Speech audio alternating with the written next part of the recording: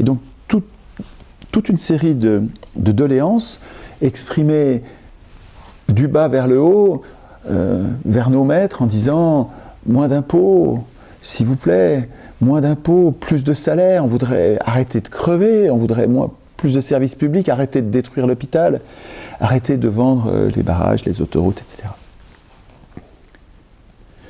Donc, premier geste, bien sûr, comme tous les peuples du monde quand ils se révoltent, réclamer que soient prises des décisions législatives pour améliorer leur sort.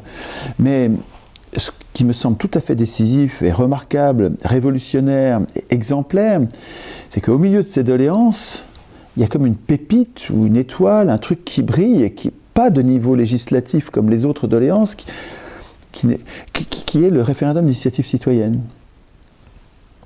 Et c'est quand j'ai vu ça, moi, que j'ai percuté. Je me suis dit, il y a quelque chose de tout à fait providentiel, étonnant dans ce mouvement. C'est que les révoltés, les insurgés, là, mettent en avant non pas seulement des lois à prendre, mais le RIC, c'est-à-dire une façon d'écrire les lois. Et c'est très différent, ça, parce qu'on n'est plus au niveau législatif, on est au niveau constituant, on est au-dessus des lois, et on ne parle plus des lois à prendre, mais de la façon d'écrire les lois et de notre place dans l'écriture des lois, de notre initiative. Tout ça est absolument décisif. Et alors, dans un premier temps, avec l'habitude que nous avons d'être traités comme des enfants par nos élus, et donc l'habitude de demander à ceux qui décident, c'est-à-dire nous ne décidons rien, hein, dans cette soi-disant démocratie, nous ne faisons qu'élire, c'est-à-dire que nous renonçons à voter. C'est un autre qui va voter à notre place, c'est celui que nous élisons, c'est l'élu qui va tout voter, qui va tout décider. Et habitué à cette soumission, à cette infantilisation, les Gilets jaunes mettent le RIC dans les doléances et donc s'apprêtent à demander au maître cruel, donnez-nous s'il vous plaît le RIC. Mais il y a une contradiction, enfin il y a une impossibilité. On ne peut pas demander au maître qui a pris tous les pouvoirs, que moi j'appelle des voleurs de pouvoir, on ne peut pas leur demander de nous rendre le pouvoir, ils le feront jamais, évidemment. Et s'ils le font, si les élus parlent d'instituer eux-mêmes un RIC, un référendum d'initiative citoyenne, je vous prédis que par la force des choses, que parce qu'ils sont en conflit d'intérêts, ces élus vont instituer un faux RIC, un fake, un référendum d'initiative citoyenne qui sera si bordé, si empêché par un conseil d'État, un conseil constitutionnel, un parlement, toutes sortes de verrous oligarchiques, et puis des seuils trop élevés, que sais-je encore, des domaines interdits, que sais-je encore. Il y aura tant de verrous et de limites que vous n'aurez pas institué votre puissance populaire comme vous le souhaitiez en mettant référendum. Donc, en fait, ce dont ils sont en train de s'apercevoir, et ça prend à toute vitesse, c'est un mouvement qui se répand comme une traînée de poudre, et c'est tout à fait spectaculaire. Ils sont en train non plus de revendiquer, de demander un RIC, ils sont en train de s'entraîner à l'écrire eux-mêmes. Parce qu'ils demandent un RIC en toute matière, ETM en toute matière. Ils veulent pas de limite, ils veulent une vraie souveraineté populaire. Et écrit par nous-mêmes, EPNM. En toute matière, écrit par nous-mêmes. Mais là, il y a une prise de conscience que je trouve historique, véritablement subversive, révolutionnaire, et qui devrait permettre, si elle s'étend à toute la société, donc c'est pour ça que je trouve que c'est exemplaire, c'est-à-dire que si tous les citoyens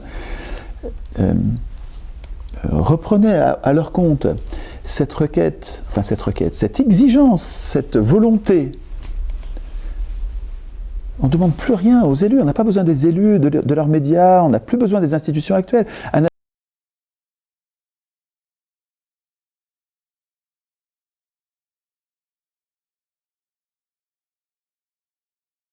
Peut-être, évidemment, on ne sait pas de quoi l'avenir est fait. Probablement, les riches vont-ils tout faire pour morpionner ce mouvement, l'abîmer, le dégrader, le dévoyer. À mon avis, la zizanie est une des façons de faire.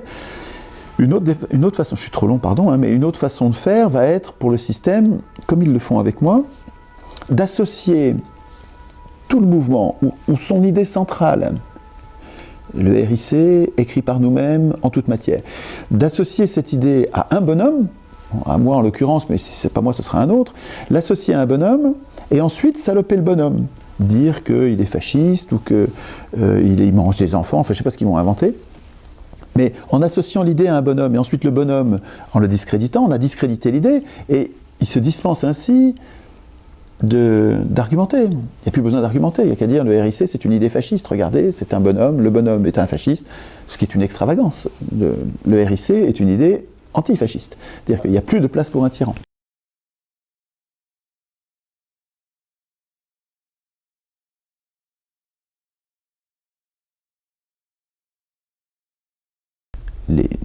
Ceux qui ont pensé, organisé, animé Nuit debout ne voulaient pas de ce qu'ils appelaient l'extrême droite. Ils voulaient que ce soit un mouvement de gauche, c'est-à-dire que ce soit qu'une partie du peuple. Donc il n'y avait pas cette ambition unitaire. Mais je vous rappelle que l'étiquette extrême droite, elle est extrêmement contestable, elle est floue, elle est variable, elle est complètement mise à l'envers. Le fait que je sois traité, moi, d'extrême droite, est bien la preuve que c'est n'importe quoi cette étiquette. C'est-à-dire que c'est pas fiable. Quand on traite quelqu'un d'extrême droite, c'est pas fiable. C'est trompeur. J'ai vu maintenant que les éditorialistes me traitent d'antisémite. Je ne suis pas antisémite du tout. Du tout, du tout. Et le fait qu'on me traite d'antisémite montre que l'étiquette antisémite n'est pas fiable non plus. Il y a des tas de gens qui ne sont pas antisémites, qui sont traités d'antisémites, de façon à les museler, de façon à ce qu'ils se taisent.